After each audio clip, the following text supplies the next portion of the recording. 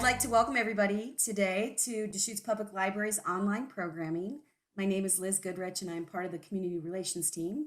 And we have been busy since the shutdown in March, creating a lot of content in this virtual way. And it's been really exciting. And you can find all of our programs on our YouTube channel. So we have a huge variety to offer: cooking classes, story times, history presentations. There's truly something for everyone. So we encourage you to check out our YouTube channel. So now to the good part. I'd like to introduce close friends, Pamela Matthews and Pamela Hiss. They attended high school together in the Chicago area more than a few decades ago, and they always imagined having a business together. It wasn't until they both moved to Bend later in life that they pursued their dream of combining a passion for design with the healing art and science of Feng Shui. As certified Feng Shui consultants from the Western School of Feng Shui and members of the International Feng Shui Guild, the Pams are dedicated to helping their clients realize the connection between their environment and happiness. They offer a variety of consultation types as well as hands-on services such as makeovers, restyling, and virtual design services using Feng Shui and holistic design principles. So I'd like us all to welcome Pamela Matthews and Pamela Hiss. Welcome, everybody. We Hi. so appreciate you joining us here. I'm very And excited. we are used to doing things in person too. And with COVID, I did want to make a comment that we are part of our own bubble because we are together so much. We decided we would rather have this presentation next to each other rather than just virtually and apart. So that's just a little bit. I'm going to start to share the screen with you so you can follow along. We did a PowerPoint, but again, we're not really PowerPoint types. So this is good for us to have for your own use for reviewing things. But we also want to be sure that you get some visuals on what we're talking about as well. Yep. Liz did a great job of introducing us. We had a slide to introduce ourselves. And the only thing I think I wanted to point out on here, two things. We're known as Pams or Pam squared. And Harmony and flow. Yeah. Sometimes we had to come up with new names because it could be confusing. We even shared this same birthday. And one of the things I wanted to say, I'm going to put this on the actual slide presentation. The synergy between us, because of this connection, sort of the soul sister thing, and the birthday and same name, and our grandmas had the same Our grandmothers birthday. had the same birthday. That we feel it makes us more effective. There's something about having two sets of Feng Shui eyes, and we obviously bring different skill sets to this as well.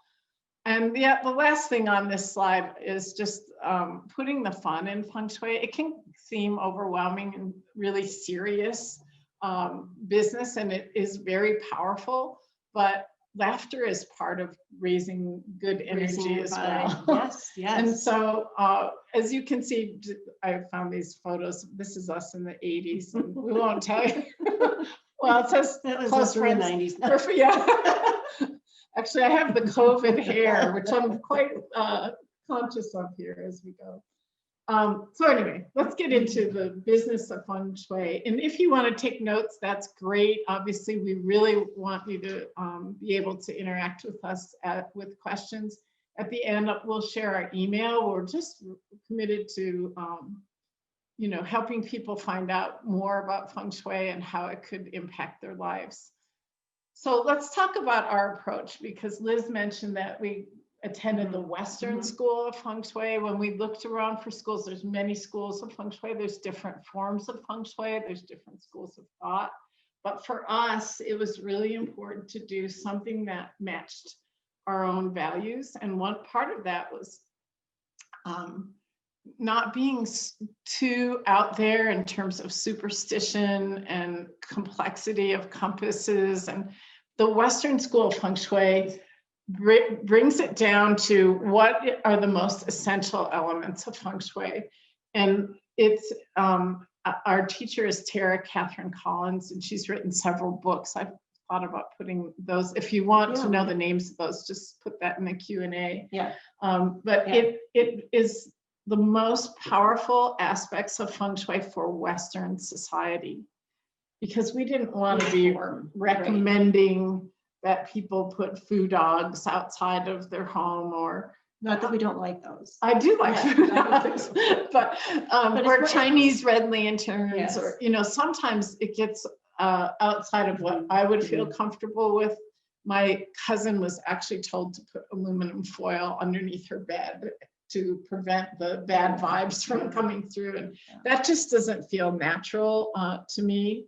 So Or to ours, me. yeah. Ours is more of the holistic approach.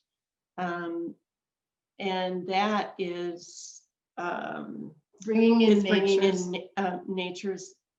bringing nature into your home. And you can do that in many ways. You can use natural fibers.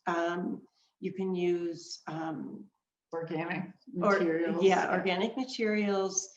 One of the things I like to do is Flowers. have people think about eliminating plastics in their home, Absolutely. bringing glass into your pantry. How that is very feng shui, because feng shui is about bringing the outside in. Mhm. And the more you might not realize this, but the more you have nature's elements represented in your home, you know how nature helps you reset and calm yourself down. It just feels like that awe. Yeah. So that's another part of our approach, is looking at ways, a variety of ways that you could bring nature in, which is obviously part of placement as well. Mhm. And I think Liz talked about the kinds of consultations we do, but let's talk about how it's not about perfection, because that was really a big part for me, is thinking I had to get it right. Right. And no, it's a journey. It's a journey.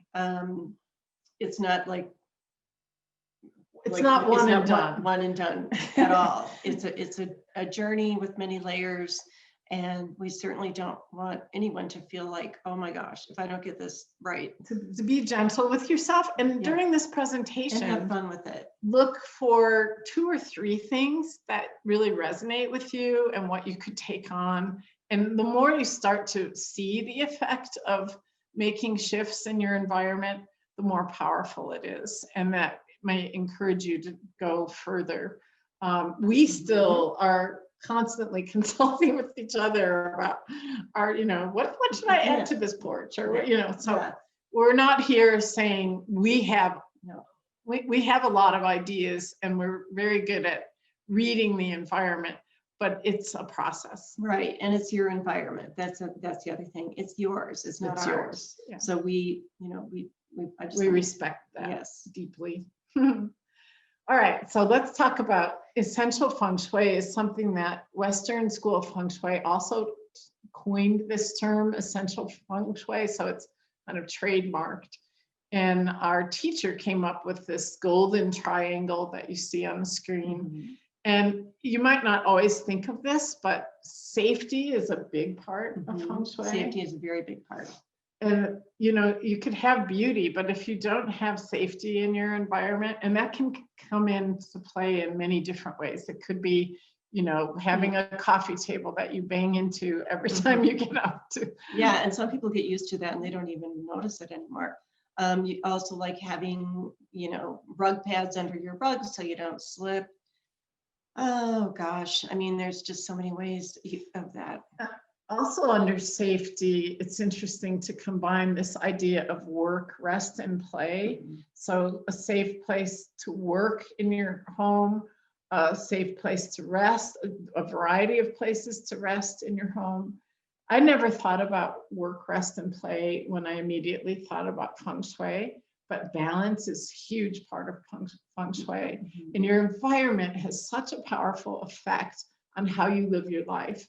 So part of this presentation, if this is like the only thing you got from it, it would be transformational, is to realize how much your environment impacts your daily life, and to kind of wake up to that and see how it not only impacts your daily life, but it reflects what's going on inside of you. It does. And then living with what you love is a third thing on here, which is, you know, we kind of already touched on that, but if you think of Marie Kondo, I know many people have heard about her, the spark of joy, and looking around and kind of editing your environment for, do I love this, or am I ready to let it go? Does it, because the more the things in your environment can give you joy and give you that uplifting feeling, obviously that's going to be how you create your home as a sanctuary, or your office, or your place of work. And we get hung up sometimes on, you know, we can't get rid of things because someone in the family gave them to us, but we don't love them. And artwork, it's just something you have to think about and make it joy for you, not feel guilty. Right. So we'll be talking more about decluttering. That's another big aspect, obviously. There's a lot to feng shui, and this is kind of giving you a taste of many pieces of it. So look for what resonates with you. Feel free to post questions in the Q&A or email us, because this is going to be, you know, just a little taste. Key feng shui principles. When we do a consultation, we do a questionnaire because we want to get to know what does resonate with people. What are their intentions, what they want to create in their home? So if you can't really do effective feng shui without setting intentions. You had that example of putting you have to money plant. The example of a quick fix. Sometimes people want to put a money plant in their wealth corner. We'll talk about that later, the wealth corner. And then walk away. And that is not how it works. It's setting an intention, really getting to know that intention, how you visualize what you want to receive, and then let that come into you. One of the things that we do with setting intentions, let's say we always ask people, how do you want your home to feel when you walk in? So if you say peaceful, the deeper cut, and maybe after this video, you can sit down and do this. The deeper cut on that is, what does peaceful look like to you? What is it? What are the images that come to mind? What are the sounds? Is there a soundtrack? Is it birds singing? Is it certain music? What are the smells associated? What are the colors that you associate with peace?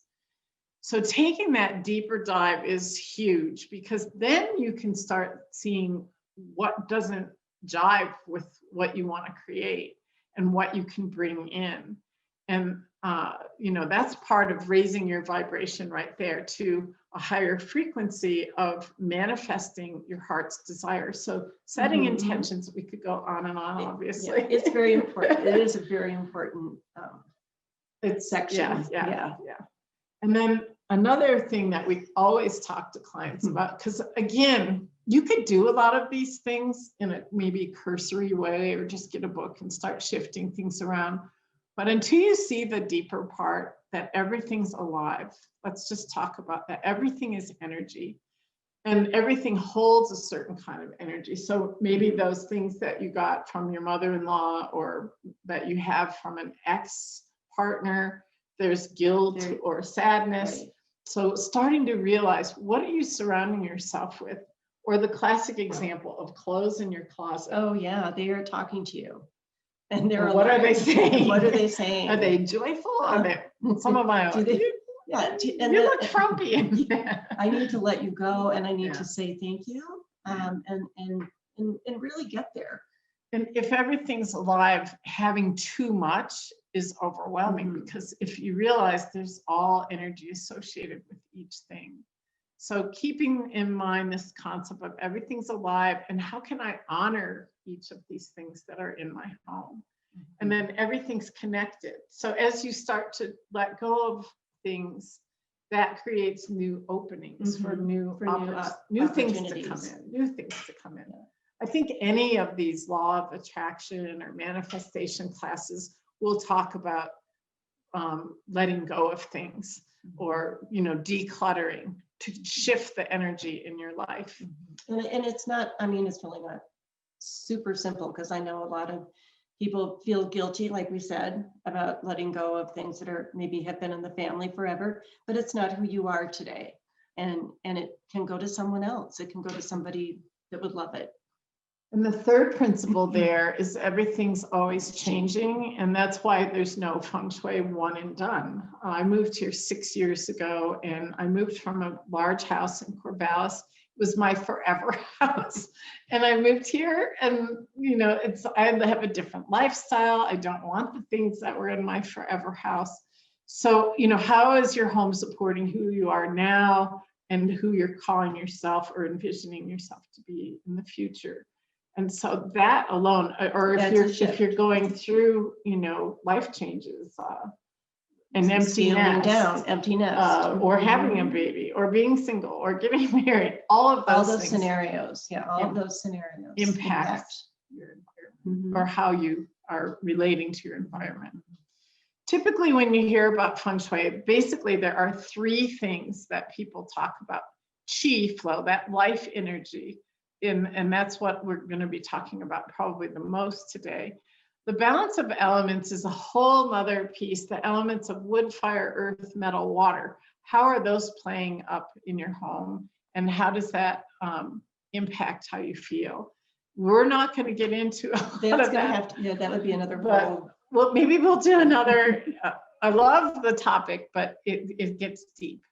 And then the Bagua is those energy zones, like the wealth area, the love area. We're going to touch on those, but again, that's something that we can do another time. We can do another, we'd have to. Okay. And nurturing chi includes you. Sorry, I'm not dominating. No, it's okay. My good friend. Nurturing chi, you are chi. And so there's nurture yourself. There's a whole thing with inner feng shui. So keeping that in mind, like how does your environment nurture you? That's a big part. That's really big. Yeah. And impact on placement. Of placement on your central nervous system. So that's the other thing to wake up to, is if you have something in your house that's irritating you every day, and it could be that garage when the garage door opens up. The table that you're bumping into all the time. How, you know, that is bringing you down. That's lowering your vibration. So these are foundational. Otherwise, we would just be saying, hey, hire an organizer or an interior designer and be done with it. This is the deeper level of having your environment really reflect who you are, what your desires are, and support you in every way. Okay, we're done. Just kidding. Got to get your happy on. Okay, so we mentioned the Bagua. Here's the Bagua. It has a fancy name. And if you want to email us, I'll send you, well, you could go back and review this, but I could send you this map. Or so the Bagua, every home has these areas, and your main, in Western School of Feng Shui that we practice, this is versus a compass. Your main entrance, wherever it is, it determines the direction of this. And so if you're thinking about where you're standing when you walk in the main entrance of your house, wealth and prosperity is going to be the furthest corner on the left. And love and relationship, the furthest corner on the right. On the right. And then there are 9 areas. And again, we're not going to get into all of these areas here, but they do impact placement. Obviously, you want to put things that are maybe symbolic of the areas of the Bagua in these parts of your home. And, you know, laying the Bagua map, figuring it out, it doesn't have to be like with, you know, precise within inches, but it's not just a corner. It's that 1/3 of the back of your house. And so if you happen to have a rectangular house like I do, it's pretty easy. But when you have different wings and levels, it gets more complicated. Because we have to draw a square and then address the areas that need a little help.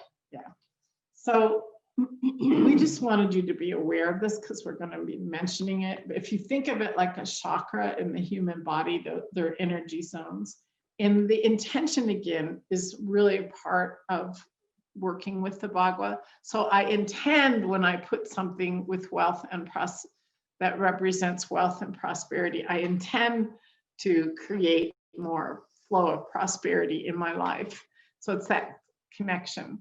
We do see direct correlation between challenges people experience in life. So I know we've had lots of clients that maybe say their main goal is to create more prosperity, and then this happens to be a spare room full of clutter.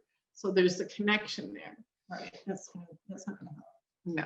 So just kind of keep this in mind as we flow through here, because this is another aspect of Feng Shui that can be super, super powerful. If you want to create a relationship in your life, for example, we really would want to look at that area of your home or office and juice it up. Yeah. Okay. I'm taking a breath. I know we want to share so much with you. Placement of the home itself. Placement considerations are when purchasing or building or remodeling your home. How do I put this? You want to look at your home as having an armchair metaphor. The chair is behind you, you feel good. So that's how you kind of want to see your house, like the diagram that we have up there. I just need to say, we put this on here as an ideal. A lot of these situations for most of us are not ideal. I don't have a hill. I don't have this behind my house, but I did add extra screening and landscaping to create a feeling of protection in the back. And it's not that you have to build it up. No, there's lots of ways. That's the part that maybe you want to ask questions about, but there are always, we're talking ideals. Yes. So you can get a vision of what's possible, but there are always ways to mitigate that. That's what we do mostly. Yeah. Is look for those. But this whole armchair metaphor applies to furniture placement. You want to have you want to have something solid behind your back. That's what settles down your central nervous system. So in the classical Chinese system, they could see everything that was coming, and water would be flowing by. This is the ideal situation. But this is all protected. But we're in an urban community. Not necessarily. I mean, yeah, it's changed a lot. Yeah, but there are remedies for all of this. So, and then another piece, if you're looking to buy a house or placement of a house, how far is it to your work? Is it quiet enough for the rest that you need? And then I think then real estate, how close is it to the ski hill or the trails or the river?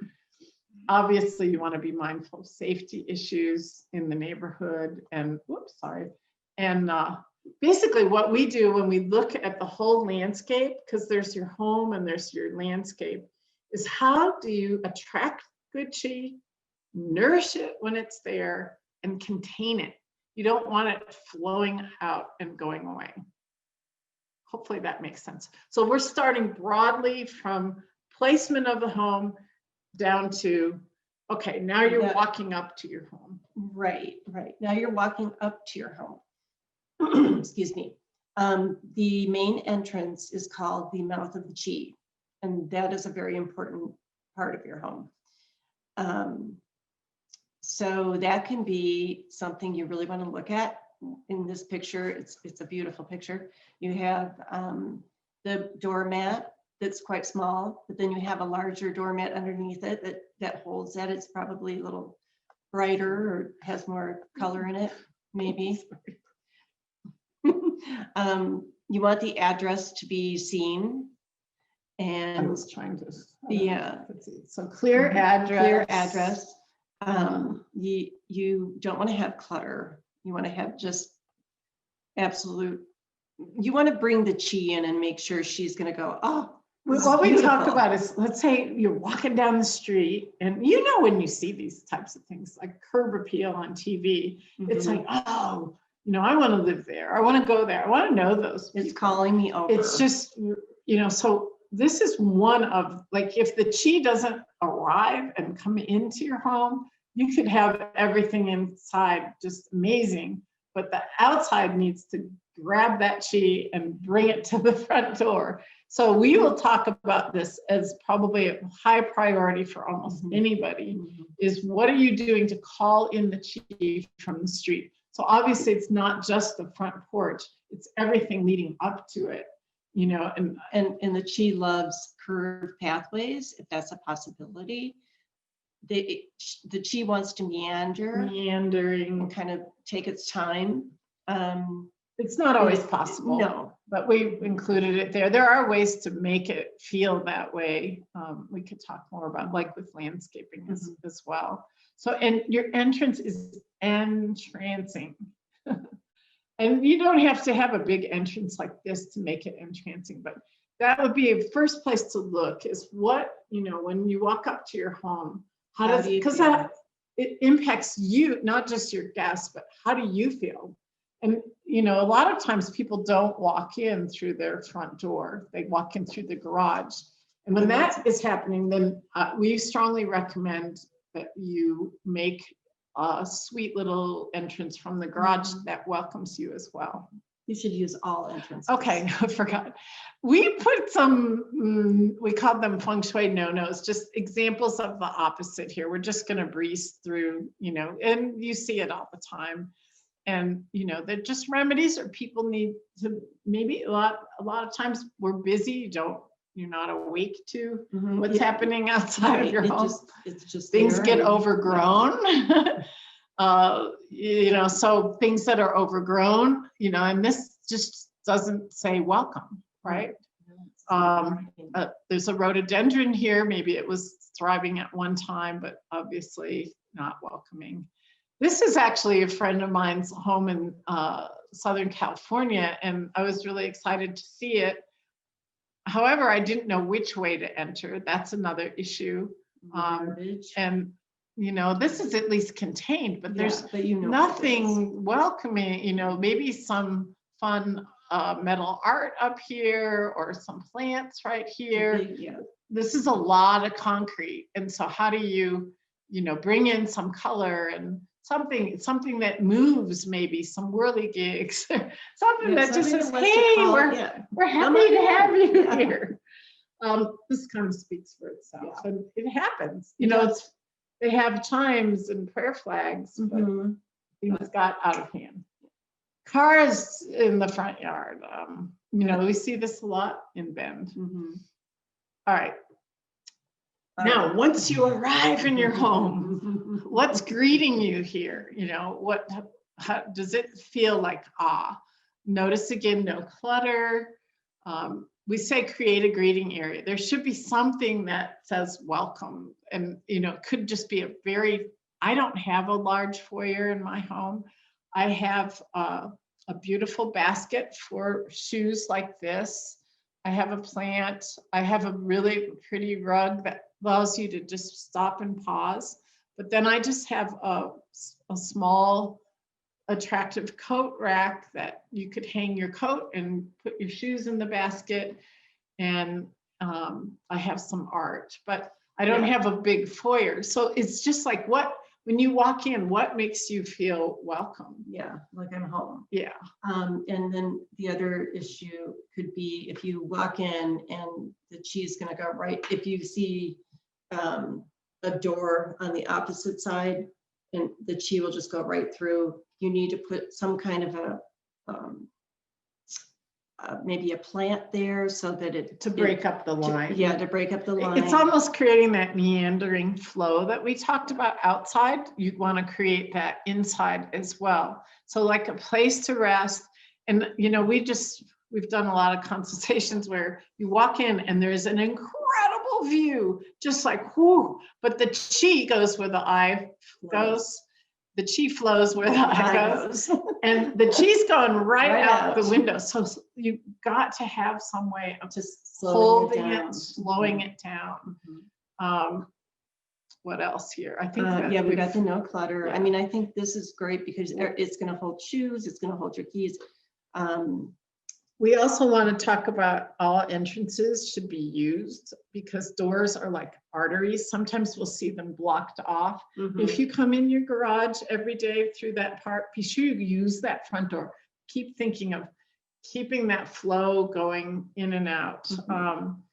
So you want to be maybe go out and get the mail through the front door, and it's ideal to have your guests come through the front door rather than a side door. It's also But important. if you have a side door, you want to pretty that up too. You don't just, everything's connected. Remember that? Okay, here's what can happen and does, and it's pretty common. So if we were doing consultation here, we would look for, well, looks like there is a linen closet. So how well is that being used, or I meant to say. Yeah. And I mean, open it up, check it out. Maybe you can edit that, find some ways to calm that down. About that. Maybe it contained, IKEA sells some really narrow entry cabinets that could be underneath this coat, you know, so you could keep things, and maybe a brighter mat. Hopefully this would be happy art that greets you. So, okay, we'll keep moving on.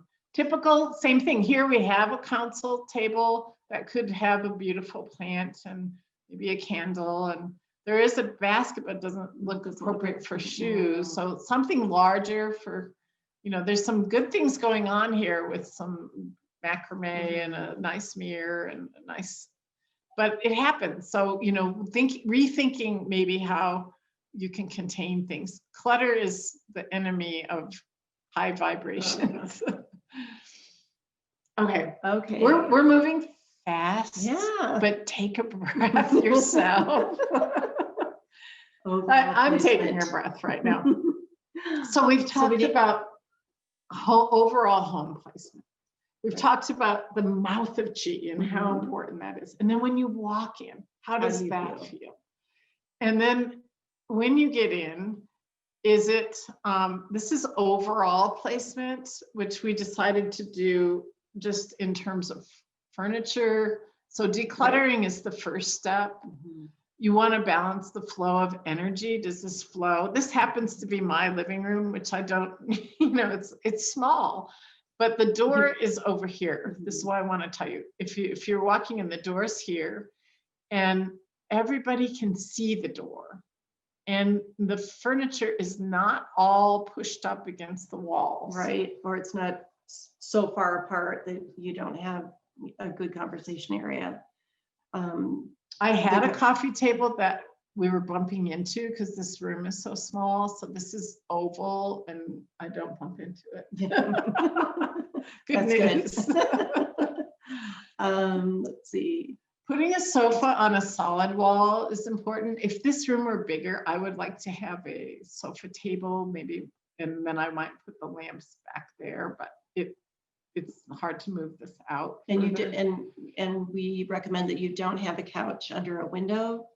That just the energy just flows out. So and plus you don't feel it just isn't a comfortable feeling. If your head is there, so the chi kind of goes out the window, but you're also, nothing has your back. Again, ideal. If you know, sometimes we need to break the rules, but we can find ways to make it still feel comfortable. You could do things with mirrors so you could see the door. Again, lots of ways to mitigate issues that come up, but we're looking for conversational seating, room to move in between things so you're more at ease. And we talked about safety again. Yeah, that's right. And here's some things that could go wrong. Sorry, these are kind of weird pictures. The art also is not the right scale, but I think this was because they had the TV over here and didn't really use the fireplace much. Obviously, you know, this is an extreme example. A lot of these are extreme examples. This is not so extreme. You know, you might see this. We've got two big couches. these people, this is the last place I would want to sit with my back to the door. And the window. And the window. Yeah, and there isn't a coffee table. Yeah, having places, it's kind of a safety thing about Right. having places to put your drink and, you know, and there, yeah, no place to put your feet up, those kinds of It's things. just, it's spread out. And it's all too angular. Mhm. In Feng Shui, you want a variety of shapes. If I were recommending a coffee table here, it would be oval. So it's way too linear and kind of closed off. This Now, one is interesting. So you this have, has a start of something it, that's it really does. pretty. And then there's, I'm sorry. Yeah. And then there's the chair over there that's quite lonely, and there's a bowl. But A bowl on the floor makes no sense. no. And what's its whatsoever. purpose? I mean, I would want to bring that chair into this other area. We'd have a larger rug, bring this Mhm. chair in. Yes, that's the other thing. No end table, obviously some beautiful art. That is the right scale here. Yeah. So there's some good things going on here, but placement is off. And yeah. Same here. Yeah, Small it's just chair. not working. I don't know what the TV Yeah. is standing on, but it's It way happens. off. And Yeah. you know, oftentimes what people do is they buy furniture that's way too big for the space as well. Anyway. Whew. Okay. So if you're taking notes, mouth of chi, number 1.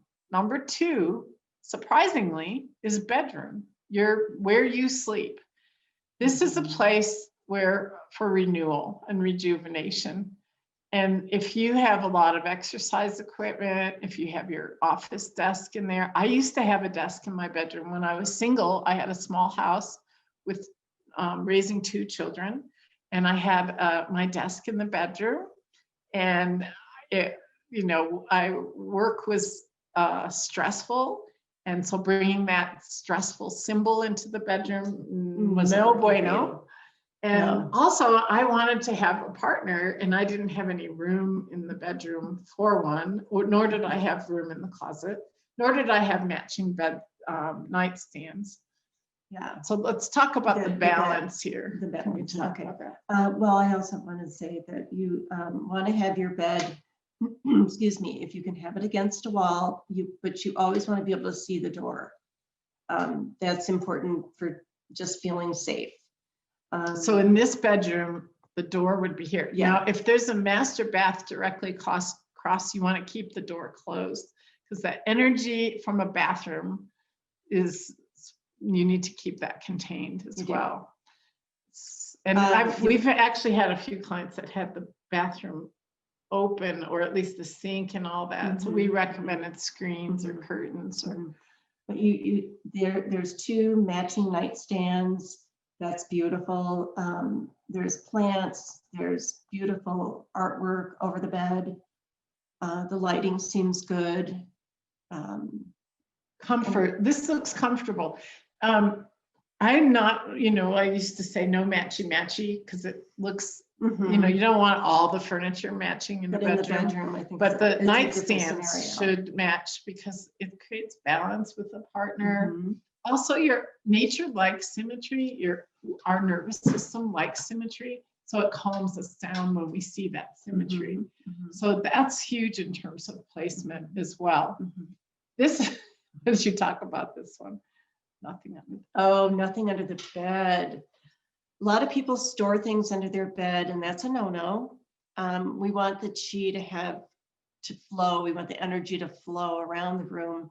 And If you have to, although we would strongly urge you not to, maybe if you have a few linens or something, but we've had clients have containers of bills under their bed. So it's that energy is rising up. my mother had all of her jewelry under her bed. I didn't understand that, but maybe she thought she would hide it or no.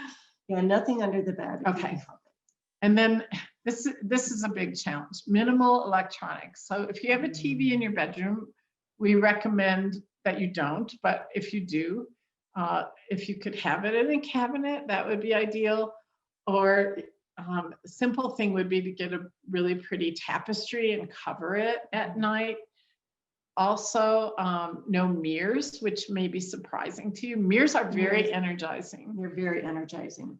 I mean, we've seen the closets that are made out of mirrors, and that I wouldn't be able to sleep if I was in the room. Experiment. This is something to experiment with. Take it out or cover it and see how much it calms down the space. The minute you hang up a mirror, it's creating, it doubles things, and at night it can feel disconcerting to see shadows. So here's another one. Family photos, we don't recommend that you have them in the room. You just don't want them to be watching you or talking to you.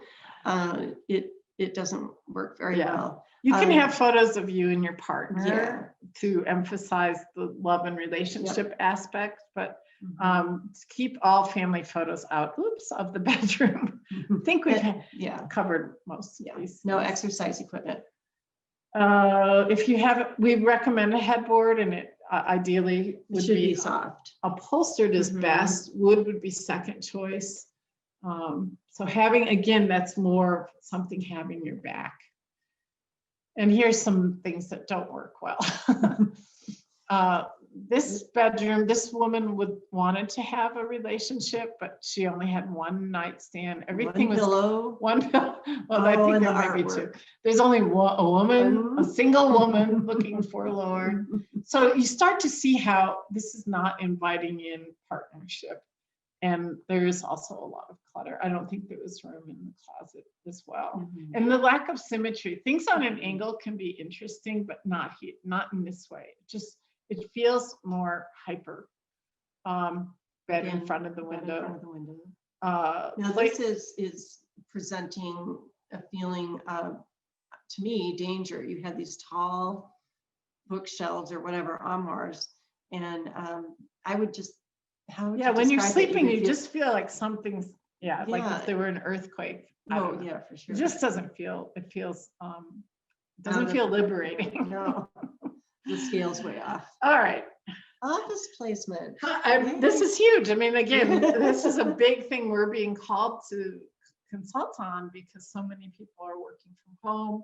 They're trying to have places to do Zoom. We're lucky to be in an office today that we don't have in our own home, but finding places to do that and then having it be, I'd say 9 times out of 10 when we consult and people have a home office, they don't want to use it. They grab their laptop and go to the counter because their office just doesn't call them in. It doesn't feel like a productive place. And the reason why is almost always their desk is facing the wall or facing the window.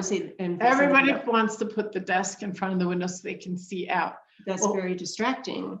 And well, it's not productive. No. And one of our other Feng Shui experts that we turn to is, her name's Marie Diamond, and Marie in her German accent says, the opportunities do not come through the window, they come through the door. This is one of the first things she does. If you want to be a powerful person in your work, you notice where the chair is here.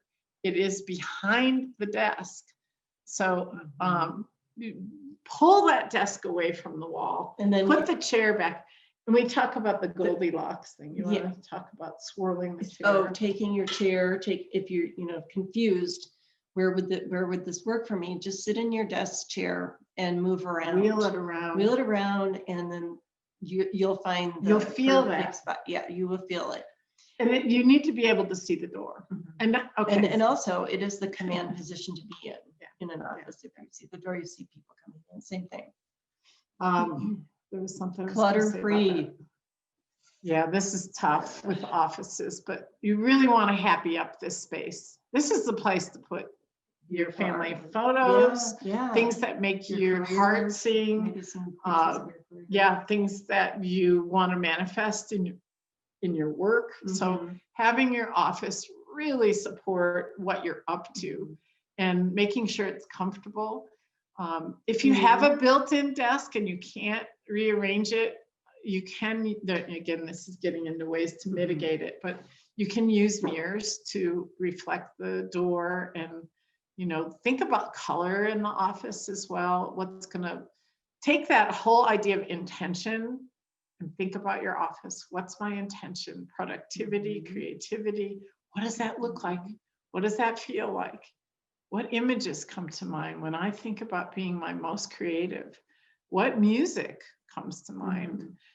So take that into a deeper reflection and then start to bring in those aspects into your office.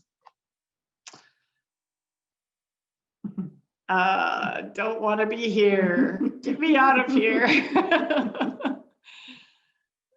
The windows there, this isn't horrible, but we often see this, and we'll talk more about it, but books can be overwhelming too. So having things that are arranged a little more beautifully. But it does feel a little closed in. It's time for a little cartoon. What's wrong with this? So doors are like arteries, obviously not welcoming, nothing's there, but she doesn't really want to welcome anyone. Okay, now we've taken it down to more of the finite things, because art placement, oftentimes we walk in and do a consultation and it's typically too high. So it should be, if you Google it, it's like, it's not tried and true, but like 60 to 63 inches to the middle of the art. It depends on the size of the art. So it's not I had somebody hang everything that way, and then we walked in, I had to rehang it because it depends on the pieces and what's with it. And also not having art that's on a very small scale on a large wall. It's just not right. It doesn't feel right. It doesn't feel right. And I mentioned art across from the bed. I could have mentioned this with bedrooms, but I didn't. So when you're in your bed and the first thing you see in the morning, that real estate across from you is so important. It's like setting the tone for who you are and how you want to feel. So that is really important placement for art, is putting something inspiring there. Definitely. And then stairways. Yeah. The stairways, you don't want to have your pictures going down like that, like it's a stair step. That one thing I feel is not safe, because you're not going to stop and look at every little picture and you get dizzy and fall down the stairs. But yeah, we want it to be just horizontal and we'll show you an example, but you want to create a horizontal plane and hang art to balance out the stairs. And that calls the chi up the stairs also. If it's all helter-skelter, the chi doesn't want to go up. No. And you want the chi to circulate everywhere. Right. And if you have a wall at the top of the stairs, that's a good place for a beautiful piece of art. Yeah, it's like, oh, I want to go up there. It's not just a blank wall. The chi is going to be happy meandering up there and looking at that beautiful artwork. And then in terms of art, thinking about what's uplifting, what is your art saying to you? Is it something that you love? What's the symbolism in the art that you have? Yeah. That's a whole another chapter as well. But we'll often say, tell me about it. And then sometimes people will say, well, I've never liked what do you want to know? It makes me feel anxious. Yeah. Or we just needed to cover the wall. But no, you don't want to do that. You want to have something that means a lot to you and that just gives you joy. And I also want to talk that art is, we said, bringing nature in. And art is a super powerful way to do that, especially in bedrooms. So you can bring, in your one of your favorite settings in Oregon. Birds. I love birds. So bringing in birds through art, that kind of thing is really, flowers, obviously, all kinds of ways to bring in nature through art. So now I think we're on to mirrors. Mirrors are very energizing. You don't want to have your mirror directly across from your door, Your front door. your front door. What happens there? Well, first of all, I don't really think I'd like to walk in and see myself. First thing that I'm going to see when I walk in. But the chi will just bounce right out. It needs to have something more to slow it down and want it to come in. And where you put mirrors, wherever you put mirrors, look and see what is it reflecting, behind. what is it doubling, because that's what mirrors do. They can enhance, bringing in nature would be another thing. If you can hang the mirror that reflects a beautiful view, you are doubling that you're and bringing golden. it in. Yeah. And then there's all kinds of things with make sure your mirror, you can see your whole head, you don't have to scoot down. Mirrors that are distorted, that's like distortion of yourself. Yeah, they have, kind of in some of these more modern magazines, you'll see mirrors that are Fragmented. Yeah, and I mean, Yeah. that's not good. You don't want to do that. There is kind of a joke, like mirrors are so powerful in Feng Shui, they say, hang 2 mirrors and call me in the morning. So think about, you should have mirrors, but placement is a big thing. Here's one. Here's a good example of not having it at the right height. Or, every day, not even thinking about, I have to scrunch down every day. This mirror is doubling clutter in the kitchen. And There's a little bit of nature, but the fact that it's divided like that is not good, because it's breaking things up and the placement just doesn't work. Mirror, this is actually, you can see the front door here, and that would be, even though it's far away, you see the chi hits that and it just goes out the door. So you could put that mirror, that very mirror could be on the side here, and that would be fine. Well, we want to see what it's doubling, but that's the example of. Yeah, I guess it's, this person has made a good effort to have a greeter here. So a beautiful piece of art. This is an example of a greeter that slows things down, nice kind of leads your chi over there. Art that's too small. Yeah. Here's the stair step. This would work well in a hallway, but not going up the stairs. So, and now we're down to accessories. And this is where clutter can come in as well. But so you want to arrange things like in vignettes. What I like about this example is the natural. See, if these were plastic baskets, it just wouldn't have the same feeling. This is bringing in nature. And you baskets, right? And you have art, you have books, you have pottery, plants. I mean, this is a good picture. And you don't want to, you don't want to have so much on there that it's overwhelming. It's intriguing, but not overwhelming. So it's another opportunity to bring nature in. You want to honor each object, and when you find that place to put it, you'll kind of just feel like a little thrill. Yeah. Oh, sorry. Wait. Can't do that. We've talked about not putting family photos in the bedroom, but also if you have like 15 of them all on, if this whole thing were filled with family photos, it's overwhelming for guests, or it's just. Everything's alive, so it's like, you've got a whole bunch of people sitting there talking to you. We talked a little bit about televisions. Height and scale is, sometimes for placement, they're too high. Typically, above a fireplace is rough because it'll hurt your neck. Sometimes you have to do it. Yeah, but it's not ideal. Also, what we see now with these humongous TVs is a little console under that's holding them. If you have a big TV, the console needs to be 1/3 bigger than the TV. So keep that in something mind. to think about. And we love the idea of covering them. Books can be overwhelming. Marie Kondo took a lot of flack over saying, she did. Edit your books and go through them. Pass them on. Give them to someone. But they're all talking to you. And what are the titles saying? I gave an example of my mom had all these self-help books, and they were like, I ain't much, baby, but I'm all I've got. And it was reaffirming, I think, for her, this negative feeling. So you want to look at all of that. Lighting is huge. Natural light is important. Ideally, you want to have overhead lights, ambient You're lighting, gonna layer your lighting. different ways, and you want to be able to control it. So having window treatments is important in Feng Shui. You want to be able to put your house to sleep At night. at night, maybe during the day. You want to have different, ways to, control the heat, control the light, I mean.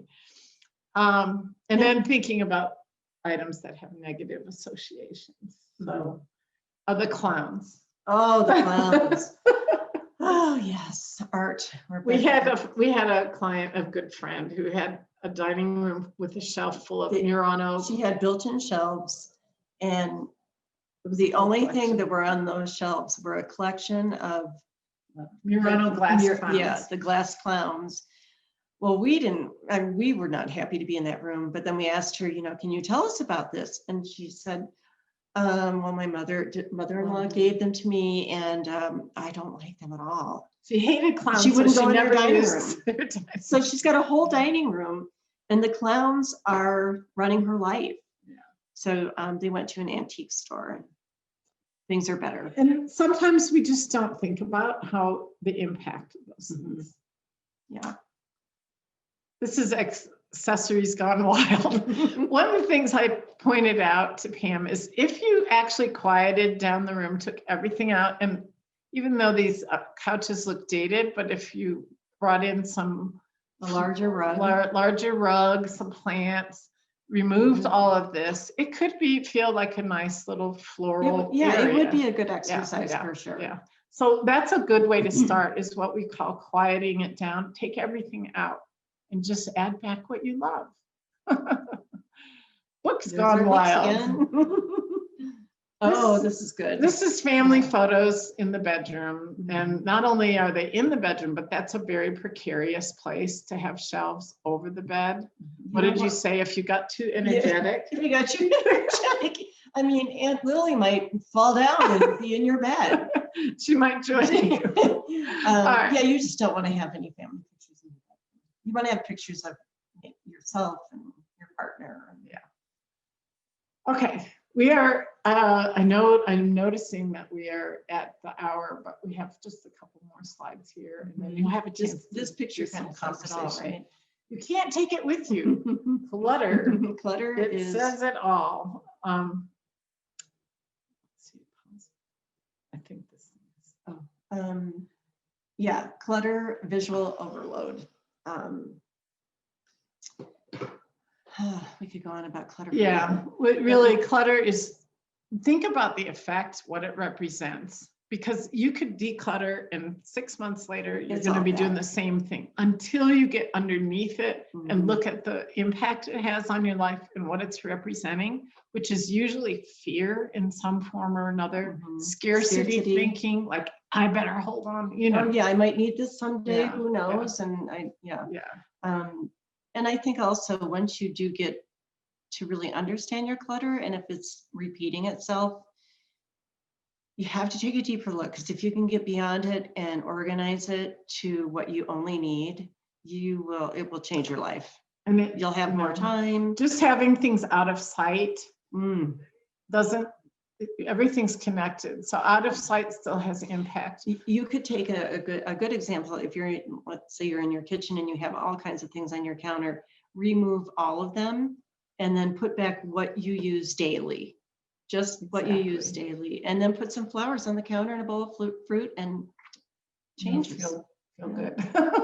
Garages are a big thing. And, we often have clients say, well, nobody sees that. Oh yeah. But you see it, and you're someone. Yeah, you are the most. You're the one that it's having an impact on every time you open that garage door and see unfinished projects. So take a deep breath. Don't be too hard on yourself, but realize the power of decluttering. It's really worth it. All right. How would you feel? Somebody's dining. This is someone's dining room. I'd feel agitated. Yeah. And I'd feel like I'm going to have to look for that piece of paper for all day. Yeah, And this is classic. not honoring the shoes. This is what someone saw every day she walked in from the garage. She put her shoes here. And the classic of kitchen clutter, we didn't mention this before, but take everything off your refrigerator. If you have to, you could maybe leave the thank you magnets. Yeah. Refrigerator symbolizes health, and all this clutter is just not supporting good health. These are all spices. It's kind of a cool way to do it, but it's overwhelming. There are knives on the counter.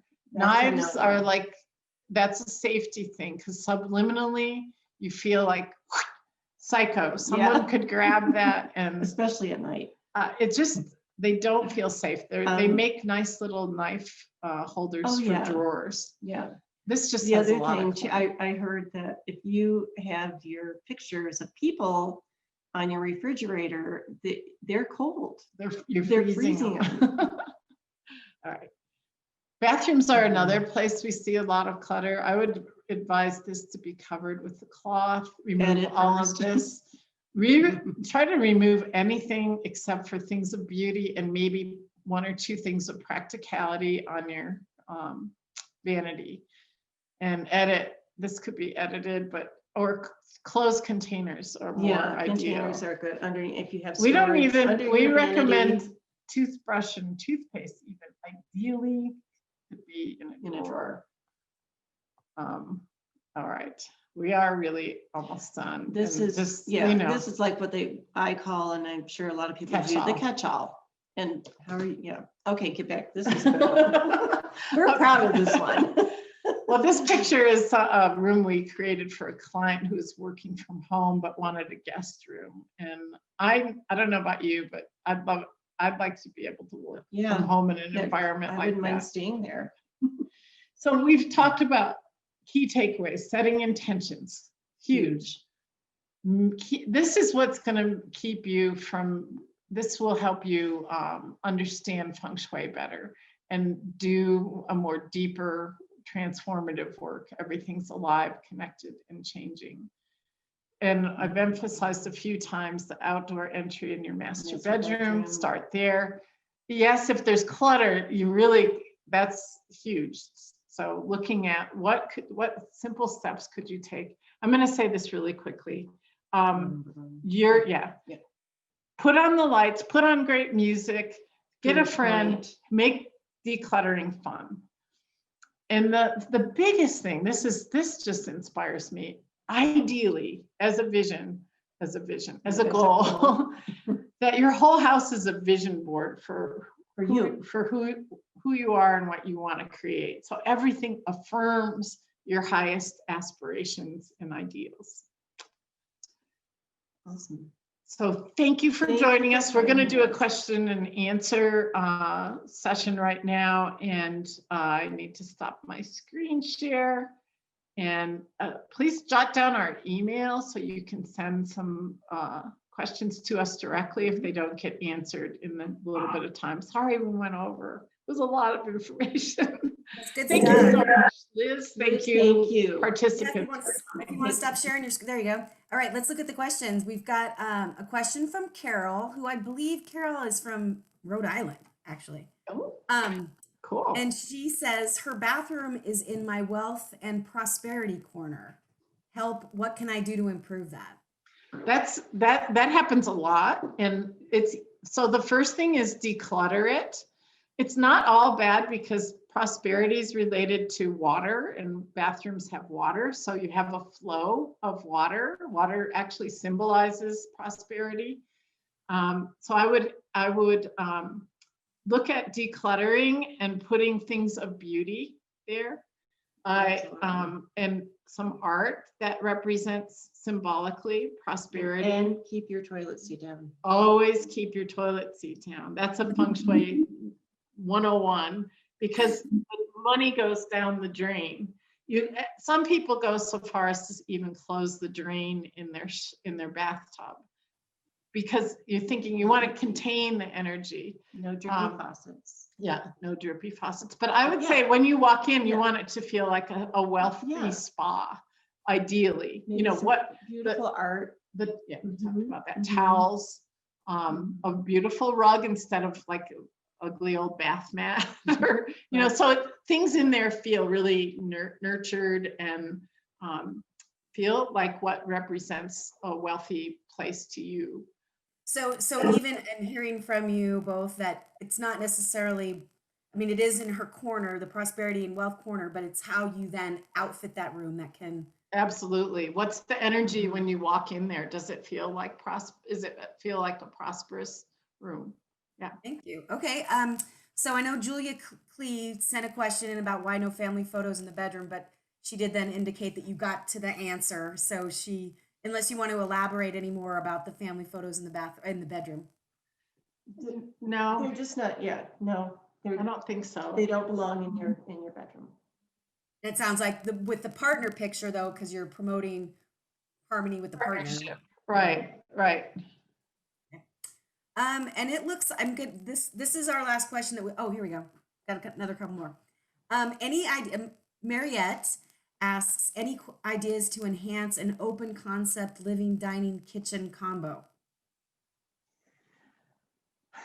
Well, decluttering, because you're going to see everything. So, you know, you don't want to have, so you want to have it all feel fresh and alive. Yeah, and also I think too, it's an open concept, but you want to identify what Purposeful areas for each room that, you know, and each you know, area of rugs can, depends on what kind of flooring you have, but that's a way to anchor the space for the living area. If you have wood floors, even if you have carpeting, Mhm. you could put a rug on top to define those areas. So I think a lot of it is having really defined areas that are comfortable for each of those purposes, and not don't mix a lot of that.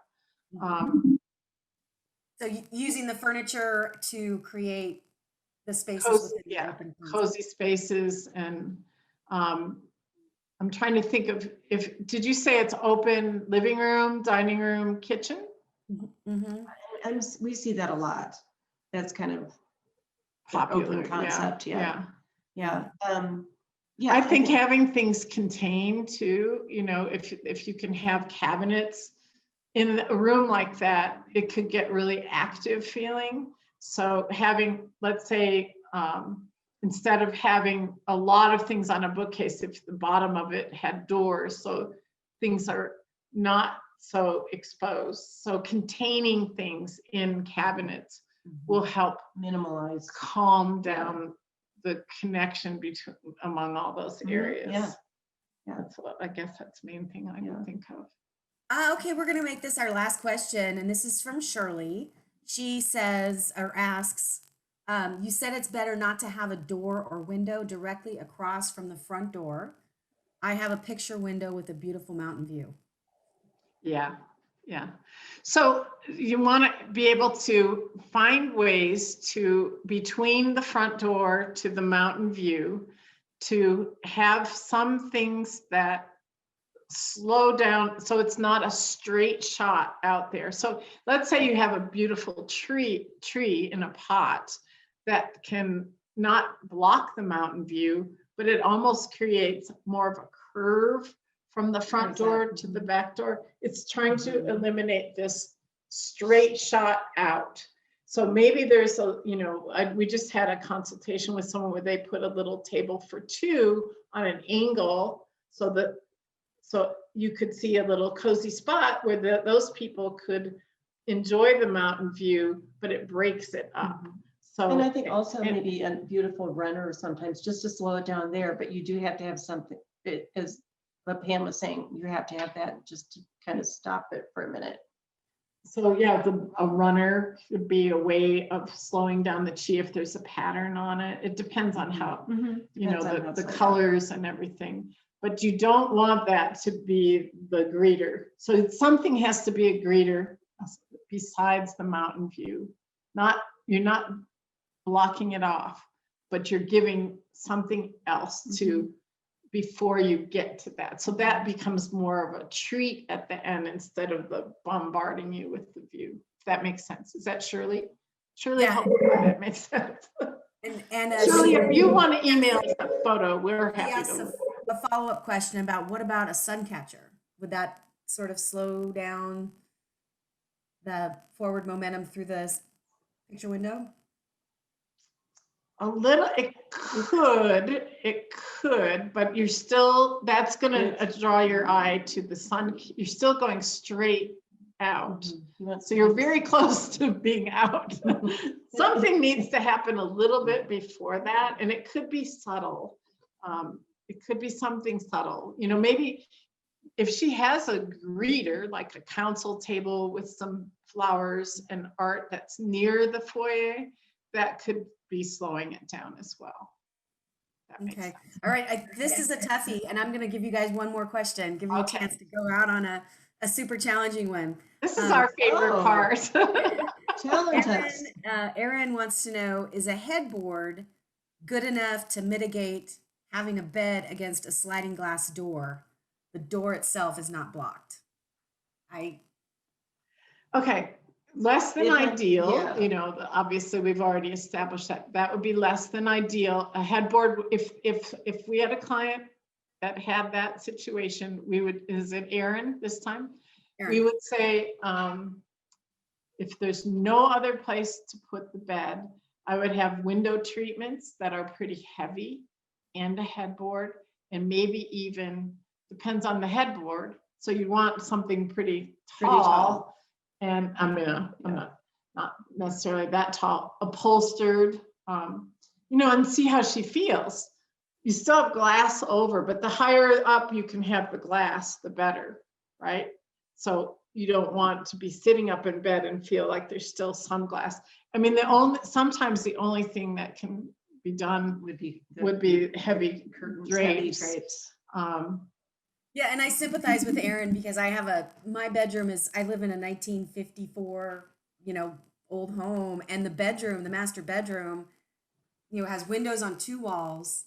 So the wall without any windows isn't big enough to have a queen size bed. Sure, Right. sure. It is. So Erin, I feel your pain. Window But, treatments yeah. and a headboard, Yep. and sometimes Euro pillows will help even if you don't have a large headboard, those large Euro pillows behind you. Yeah. Yeah. And then, Yeah, so window Erin's treatments follow-up question is the other bed directions are bad. So that's why it's placed there, which is my problem too. So, Yeah, you know, there agree. are many, I mean, most of what we do are the mitigating things, you know, how you can, and what we would encourage our clients to do is just to be, people feel things intuitively, to start to feel, shift it around, see how it feels, you know, grab some pillows, see how that feels, hang something up temporarily, see how that feels. Even if you A screen, another idea I just had, this is brilliant, is a screen, a beautiful like rattan or shoji screen that you could put behind and then have your headboard, you know, so it's actually something behind you that could be artful and be between you and the window. I'm going to put for everybody who's still on the call. Looks like we got people still here. I just put a link to the library catalog, and we have 22 titles in our collection about feng shui. So if people want to do a little self-study, head